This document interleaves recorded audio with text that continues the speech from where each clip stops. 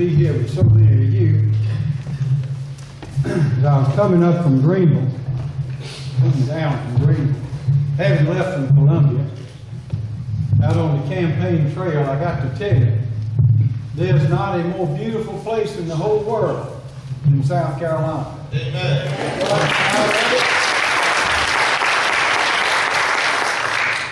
I'm proud of it. I'm glad these children are here. Some of them are too young to understand what I'm saying, but you're not. I'm proud of it, and I know I'm just like you. I love it. I'll fight for it. Unfortunately, a lot of the things the children are being taught don't give them that understanding.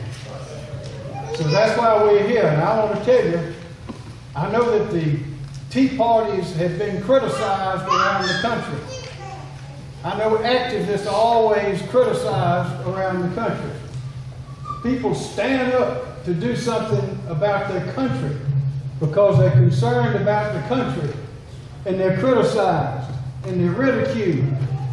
But let me ask you, does that bother you one bit? No. To stand up for South Carolina and to stand up for this country? The answer is no. There are a lot of us here that have held office, either in the military or other types of offices, that took an oath. And it said that we would preserve, protect, and defend the Constitution of the United States and of this state. That, ladies and gentlemen, is what we're doing in this room tonight. There's nothing higher we can be doing.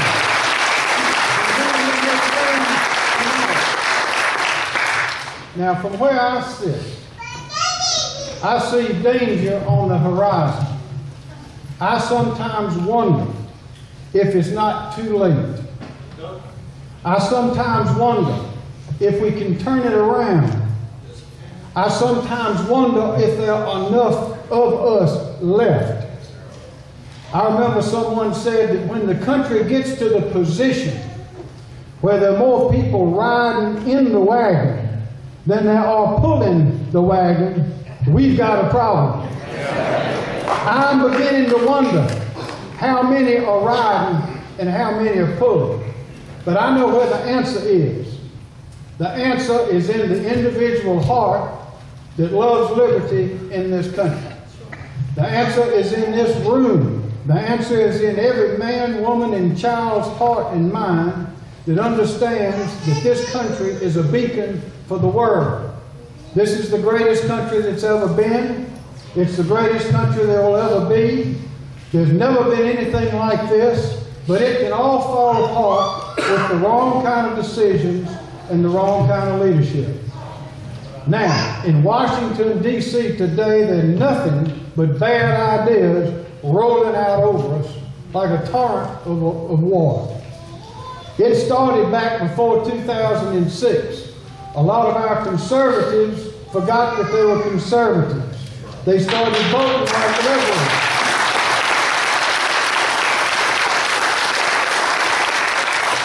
They're not paying the price. We won't pay the full price. The children are the ones that are going to pay the price, and they've done nothing to deserve that. Then it was compounded by the bailout, which is one of the worst votes in American history. Then that was compounded and opened the door to the stimulus, which was yet another terrible vote of unsustainable debt. Even the Chinese are saying they may not buy bonds anymore. Even the credit rating agencies are saying we may have to downgrade the credit of the United States. Who's ever heard of such a thing? And that was followed by the health care tsunami that threatens to engulf every state's sovereignty and the liberty of every person. As your Attorney General, I saw my duty when Senator Ben Nelson took the bribe on the Senate floor to provide the 60th vote for the health care bill, getting in return for his vote a promise that the people themselves and all the other states would pay for Medicaid in the state of Nebraska forever. A number of us said we've had enough. And we put together 15 attorneys general representing 15 states and said if that stays in that law, we will sue. And we will win.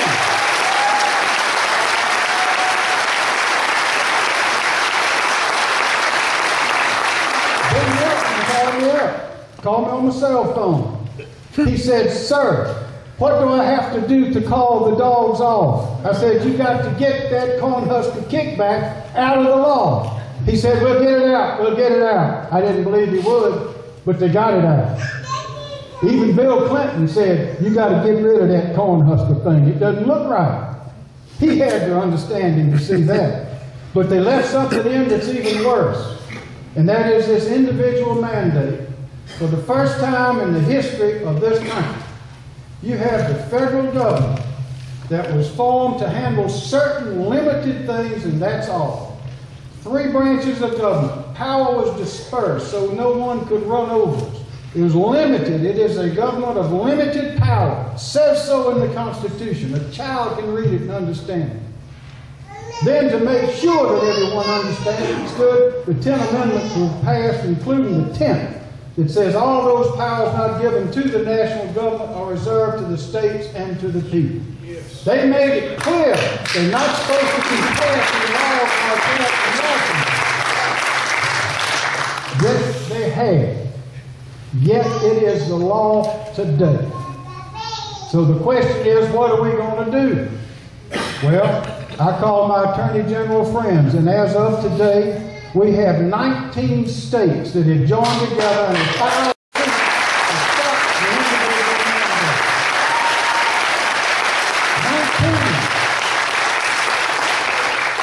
19 Republicans and Democrats, and they're more on the way. But ladies and gentlemen, this is a battle inside the courtroom.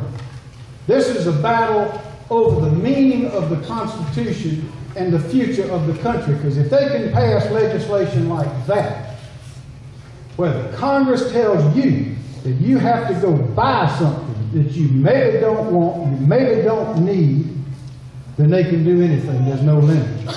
But that's a legal battle. But the real battle is not in the courtroom. The real battle is in the room. And that's what I want to tell you. I'm going to do my part. As your Attorney General, I'm going to fight it. I promise you that. We're not going to back down. We're not going to get weak. We're going to fight this thing. But what I want to encourage you to do is raise your voice. Teach your children.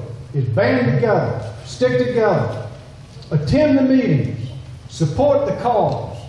And we can turn it around. There's an election coming up in 2010. We can take back the United States Congress.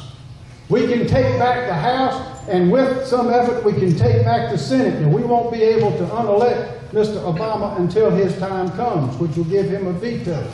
But I am confident, if the kind of power, if the expression, if the will of the people is expressed throughout this country, as it is being expressed in South Carolina tonight, and as it is being expressed in the city of Lawrence tonight, we can correct this, we can take this country back, and we will continue to be that bright beacon of hope for the future in the world, of the world. So I thank you. God bless South Carolina.